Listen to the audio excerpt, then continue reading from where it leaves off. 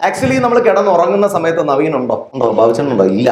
ഇവിടെ പോയി ബാബുവിന്റെ ബോഡി ഉണ്ട് അവിടെ, അതല്ലാതെ ബാബു ഇല്ല. എന്താ അപ്പൊ ഈ ബാബു എവിടെ പോണോ? ഇതാണ് എന്റെ സംശയം. നവീൻ അവിടെ പോയി. ഉറങ്ങുന്ന സമയത്ത് നവീൻ അവിടെ പോയി. ഇതാണ് എന്റെ സംശയം. ഒരു ദിവസം മുഴുവൻ ആലോചിക്കണം, നവീൻ എവിടെയാ പോയി രാത്രി ഉറങ്ങി? ന്യായമായ ചോദ്യമല്ലേ? എനിക്കറിയത്തില്ലല്ലോ ഞാൻ ഉണ്ടെന്ന്. അറിയോ?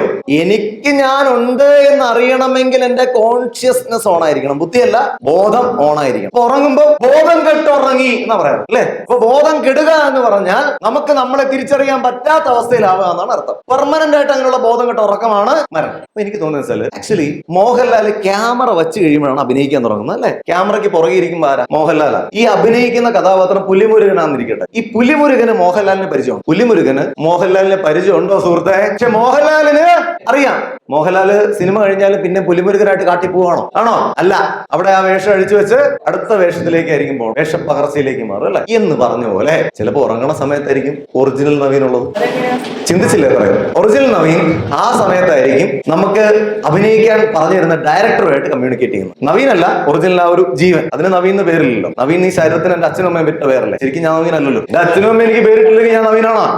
എന്റെ അച്ഛനും അമ്മ ഹിന്ദു ആണെങ്കിൽ ഞാൻ ഹിന്ദുവായി. എന്നെ ട്രെയിനിൽ കളഞ്ഞു വിട്ടിട്ട് നിങ്ങളെ വളർത്തുന്നെങ്കിൽ ഞാൻ ഹിന്ദു. അപ്പൊ ഞാൻ അതുമല്ല. പിന്നെ ആണും പെണ്ണുമുള്ള വ്യത്യാസം എന്നാൽ നമുക്ക് കണ്ടുപിടിക്കാൻ പറ്റും ഒരു പരിധി വരെ. അത് പോട്ടെ. പ്രായം എന്ന് പറഞ്ഞ ഫാക്ടർ ഉണ്ടോ? വർഷം ഉണ്ടാക്കി വെച്ചിട്ടുണ്ടല്ലേ പ്രായം. 12 മാസമാണ് ഒരു വർഷം എന്നുള്ള കണക്കില്ലെങ്കിൽ നമുക്ക് ആർക്കെങ്കിലും വയസ്സാവും. മനസ്സിലായോ? 12 മാസം ഒരു വർഷം എന്നുള്ള കണക്കുള്ളതുകൊണ്ടല്ലേ നമുക്ക് 1 വയസ്സ് കൂടുന്നത്. അങ്ങനെ 12 മാസത്തിന്റെ കണക്കില്ലെങ്കിൽ നമ്മളെല്ലാം ഒരു പ്രായം. ശരിയല്ലേ?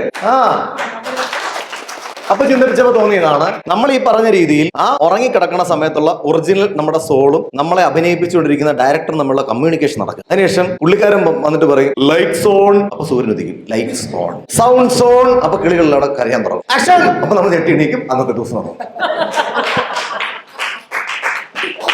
ഇത് കഴിഞ്ഞ് നമ്മളായിട്ട് നമ്മൾ അന്നത്തെ വർക്കും കാര്യങ്ങളൊക്കെ കഴിഞ്ഞ് കസേരയിലേക്ക് ഇരിക്കുന്നതിന് മുന്നായിട്ട് കട്ട്, പിന്നെ ഉറങ്ങി. അപ്പൊ വീണ്ടും കമ്മ്യൂണിക്കേഷൻ. ഈ കമ്മ്യൂണിക്കേറ്റ് ചെയ്യുമ്പോൾ പുള്ളി പറയുന്നുണ്ട് നാളെ രാവിലെ വിഷാദത്തിന്റെ ഒരു റോളാണ് അഭിനയിക്കേണ്ടത്. അപ്പൊ നമ്മൾ എണീറ്റ് കഥാപാത്രമാകുന്ന സമയത്ത് എന്തിനാണെന്നറിയാതെ നവീൻ വിഷാദപ്പെട്ടിരിക്കുക ആയിരിക്കും. ഇന്ന് വിഷാദമായിരിക്കും പോവാണ്. പക്ഷെ നവീൻ വിചാരിക്കണം നവീനാണ് നവീനാണ്. പക്ഷെ ശരിക്കുള്ള നവീനല്ല. അതാ ഓയിനോടിയിട്ടാ ശരിക്കുള്ള ഞാനിതല്ലെന്നേ. ആണോ?